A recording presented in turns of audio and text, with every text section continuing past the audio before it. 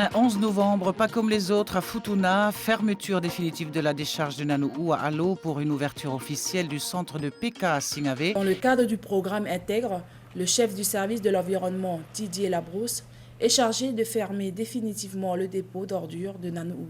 Aujourd'hui, c'est fait.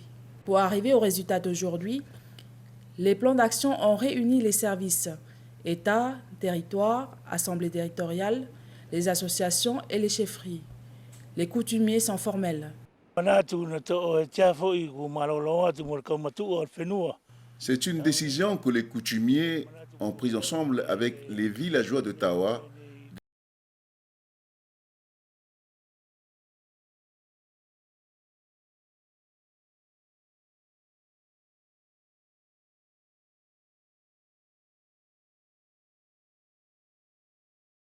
Le respect des consignes pour une meilleure santé est l'affaire de tous, notamment quand il s'agit de stabiliser l'écosystème.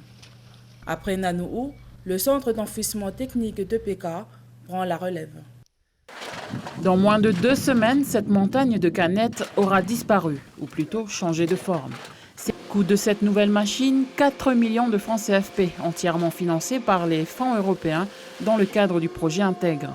Un projet environnemental pour la zone Pacifique avec plusieurs domaines d'intervention, dont la gestion et le traitement des déchets. C'est vraiment un outil très important parce qu'Intègre prévoit de renforcer l'équipement du CET. Donc ça, c'est la première machine, le compacteur. Un camion va suivre et puis un élévateur.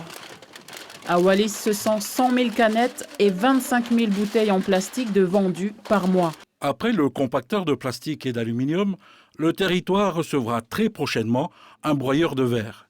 Ces équipements permettront non seulement de réduire le volume de déchets qui sont déversés ici tous les jours, mais également une possibilité de les exporter plus facilement. Le tri sélectif est désormais possible sur l'île. Le projet Intègre et le service de l'environnement misent sur la prise de conscience générale, car la vie à Wallis et Futuna est fragile, puisqu'à 40 mètres à peine sous ces déchets, il y a la nappe phréatique. Les autres déchets valorisables, mais dangereux cette fois-ci, ce sont les batteries et huiles usagées.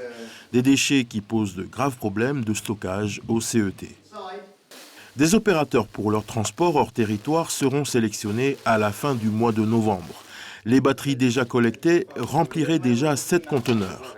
Quant aux huiles, des conteneurs spéciaux devront être acheminés pour leur renvoi progressif.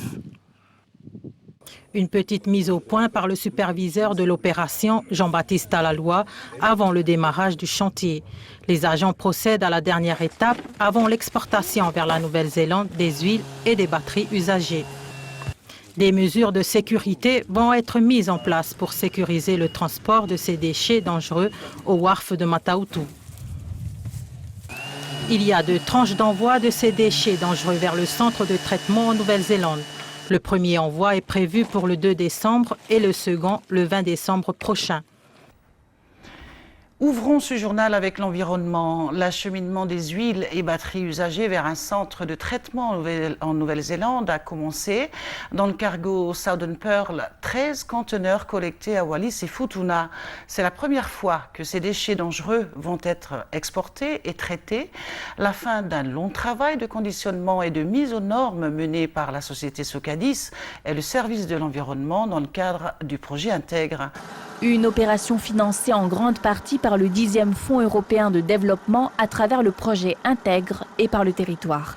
Un événement pour nos îles qui voient désormais l'opportunité d'exporter leurs déchets dangereux et ainsi préserver l'environnement. Le stock de Futuna a pu être chargé dans le cargo, mais il reste encore 7 conteneurs à Wallis, soit près de 60 tonnes de batteries et 80 tonnes d'huiles usagées.